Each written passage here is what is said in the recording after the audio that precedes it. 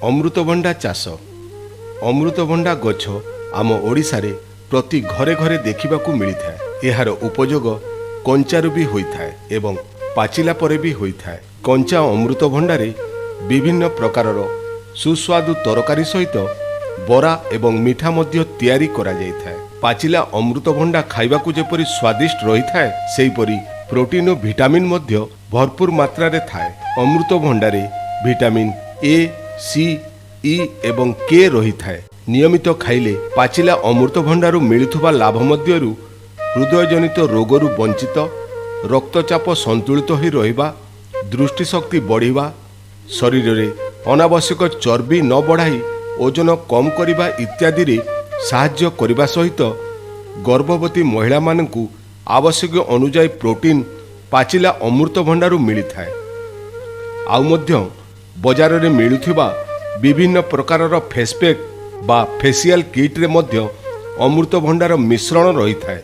अमृतभंडा चाष करिबा पई प्रथमे जमी को 2 रु 3 ओड़ चाष करी धाड़ी को धाड़ी और गछ को गछ 6 फुट व्यवधान रे 1.5 फुट चौड़ा और 1.5 फुट गात करी गात को उईमरा औषध रे विशोधन करी प्रति गात रे गोबर खत सहित 150 gram urea, 350 gram single super phosphate, muriate of potash 90 gram मिश्रण करी संकर किसम चारा को गोटिए लेखाए गातरे देई गात पूरण करा जाए। जदि माई और अंडीरा फूल अलग अलग आसुथिबा किसम होइथिले गोटिए गातरे त्रिभुज आकार रे 3 गोटी चारा 30 मीटर व्यवधान रे लगा जाए। गछ लगाइबार 30 दिन भितरे प्रति गछरे गोटिए झुड़ी गोबर खत, 150 gram urea, single super phosphate 300 gram, muriate of potash 80 gram लेखाए वर्ष को 3 थर दिया जाइथाए। गछ लगाइबार 80 रु 90 दिन भितरे फूल आसी थाए। फूल आसीबा समय रे माई गछ को छाड़ी 2टी जाक अंडीरा गछ को ओपाड़ी फिंगी दिया जाए। प्रति 9टी माई गछ सहित गोटिए अंडीरा गछ रहिले उत्तम पराग संगम होई पारिथाए, जद्वारा फल मध्य भल होइथाए। अमृतभंडा गछ तले बेसी पानी किंबा घास हेले विभिन्न प्रकारर रोग देखिबाकू मिले।